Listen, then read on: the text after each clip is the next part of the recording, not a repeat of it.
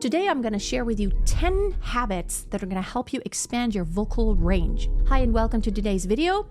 My name is Freya. I'm a professional singer and vocal coach. I've been singing in opera, musical theater, and everything else in between for the past 25 years, and I love sharing my experience with you. Tip number 1.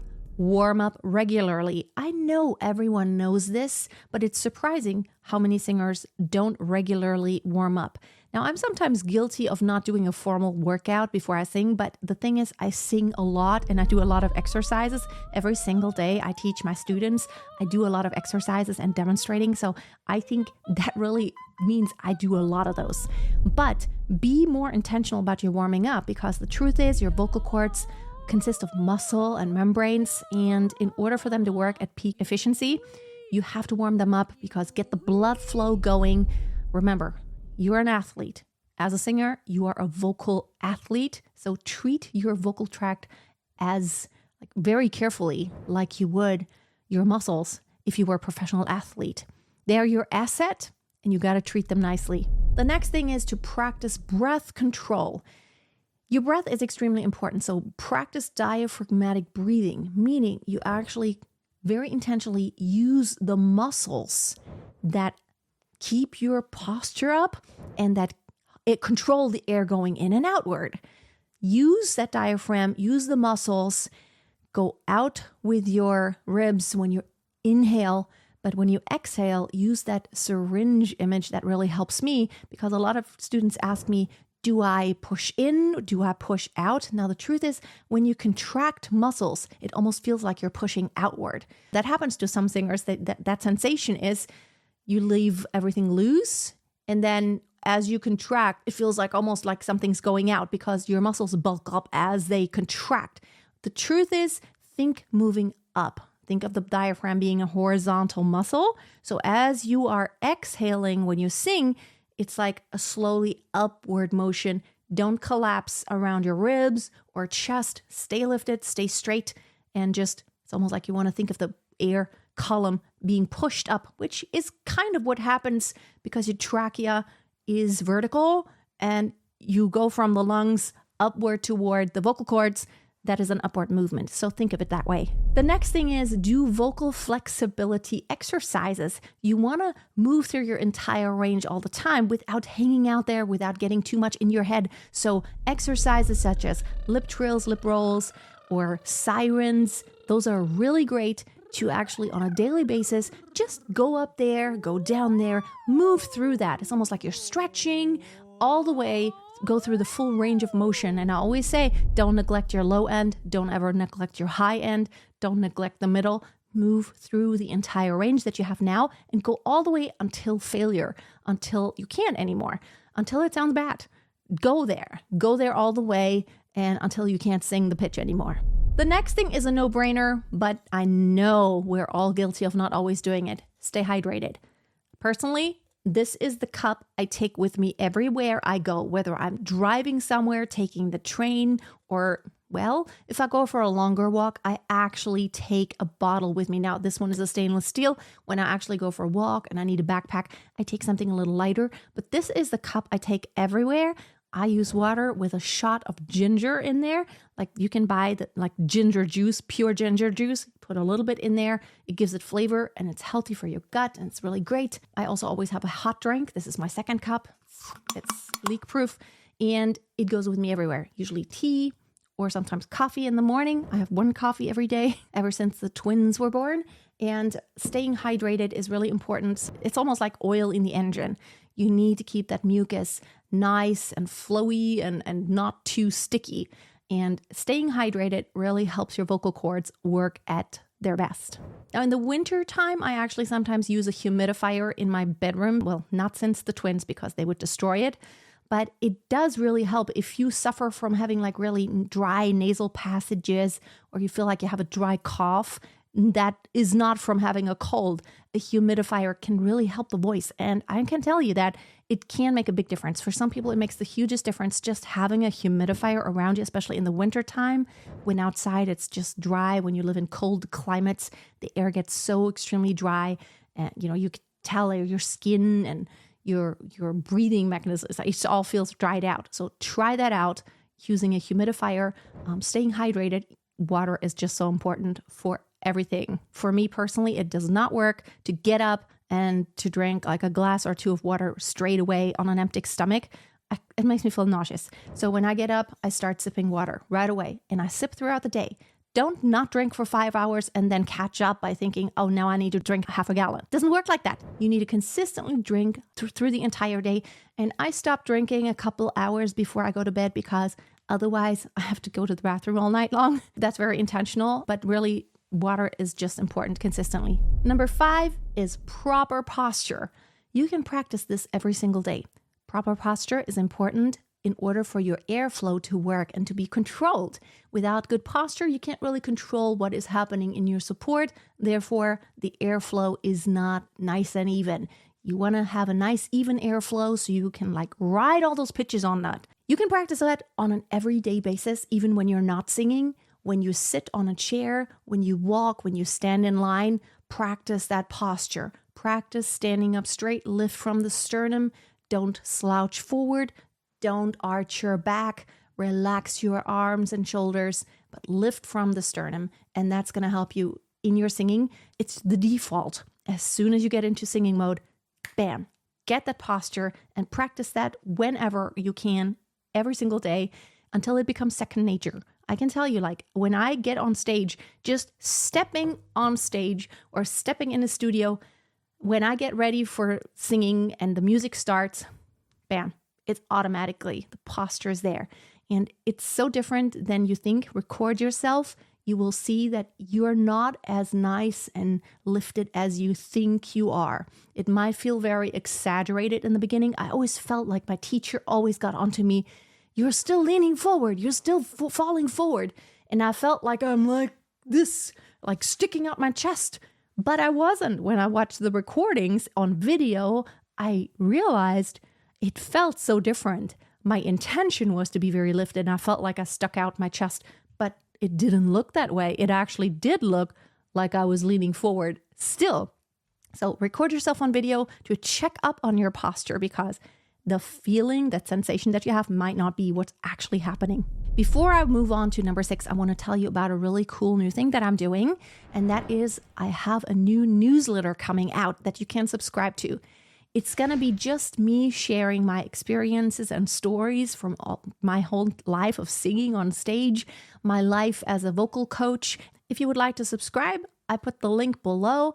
I would love to connect with you. Again, it's going to be no fluff. It's just me sharing my experiences and my thoughts, and I just want to connect with you more. Number 6 is general vocal health.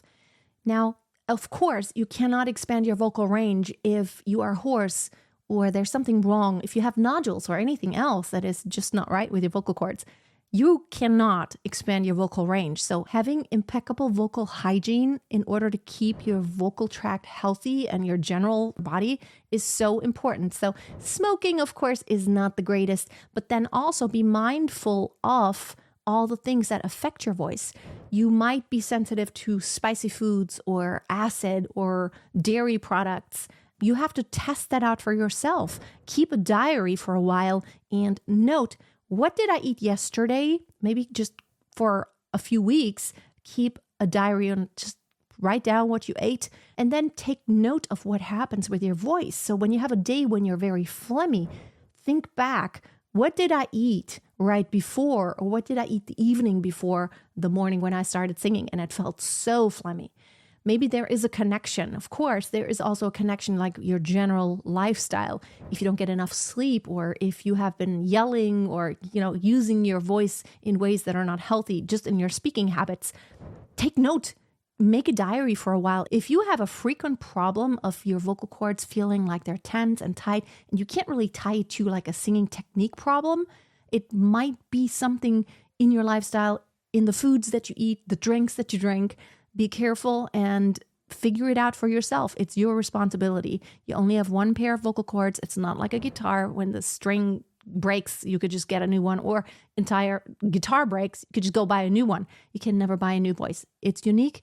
It's your instrument. So you have to take much better care of that than anyone, even anyone who has like a $500,000 instrument, like a Steinway amazing grand piano.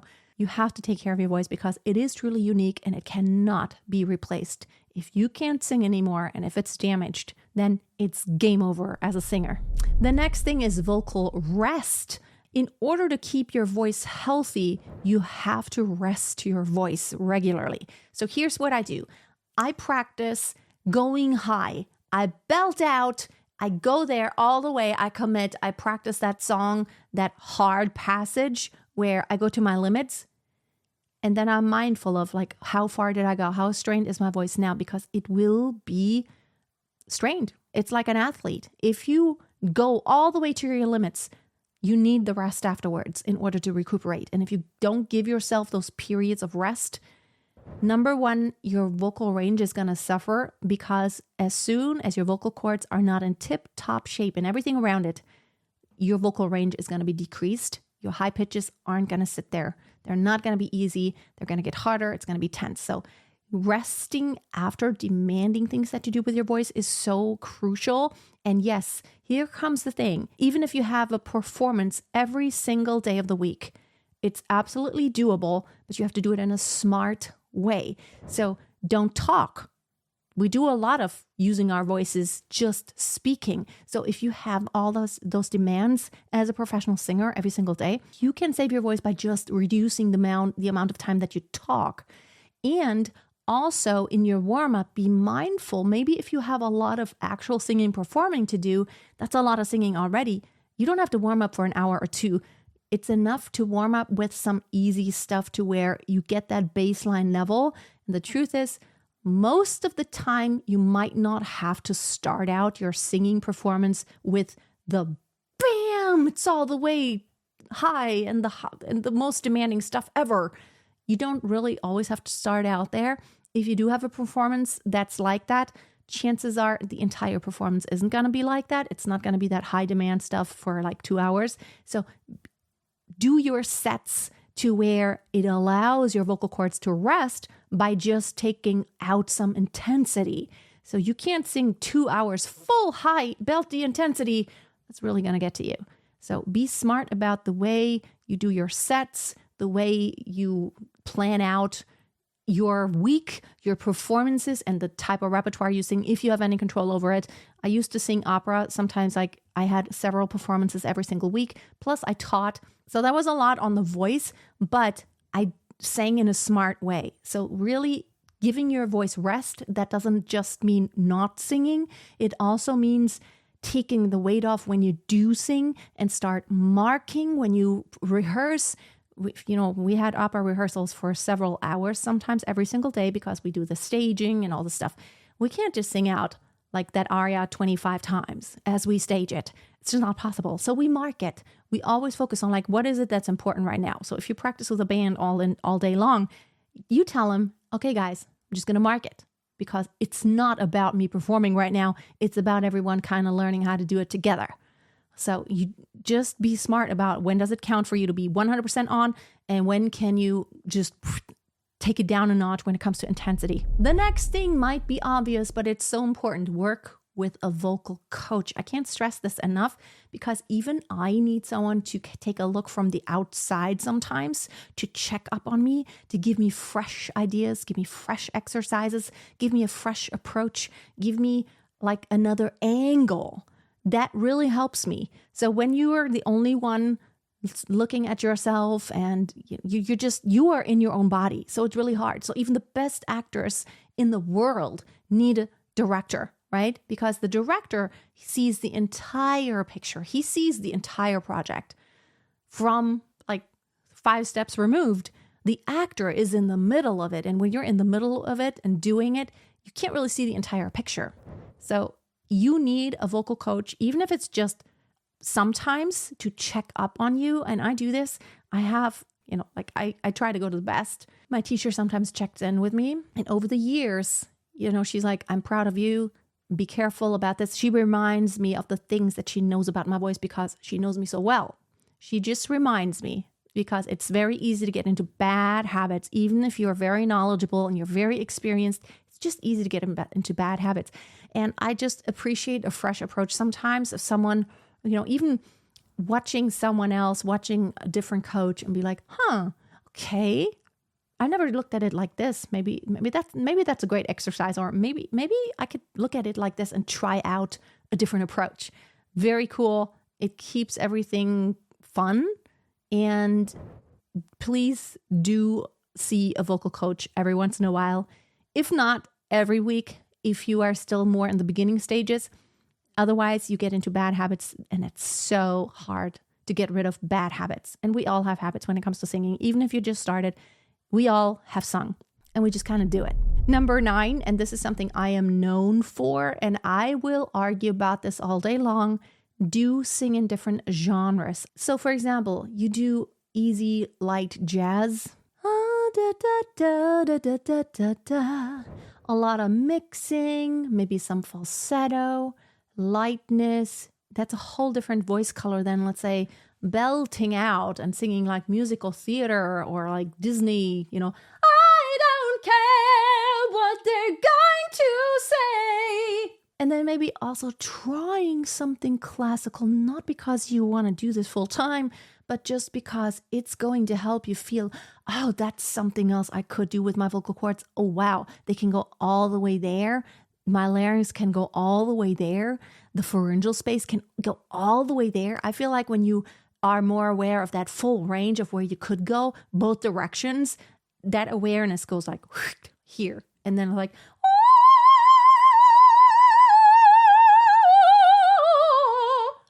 there are enough examples out there of actually singers who can cross over very easily and be convincing in singing both opera and belting and pop and musical theater.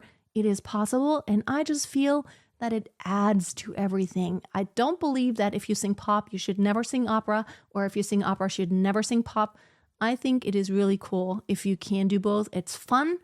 If you are aware of the differences and how you use all the different muscles, totally awesome. And this is how you are going to push your limits in all directions, which will totally help you expand your vocal range. It's like your muscles are going all the way here and all the way there. And lastly, so important, stay consistent. Now, here's what happens to a lot of singers and people who just generally want to learn something and be better or amazing at something. They get to a certain point and then they stagnate. There's a plateau, or there's like a hurdle. There's something that is keeping them from making progress. And then they decide, oh, it's not for me. It's not working. But here's the thing. Reframe that. Oh, it's not working yet. I haven't figured it out yet. There's something I don't know yet. There's something I'm not doing right yet. But I will learn how to do this, and I will acquire that skill. Now, being organized as a singer is actually quite important. Make yourself a schedule and schedule in practice sessions.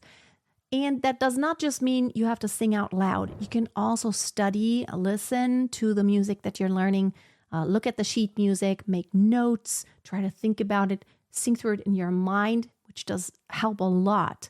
Mentally going through everything. When I feel that I'm not making any progress, or like it's not a great period of time, I always tell myself, oh, this is great, because after the plateau usually comes the progress again.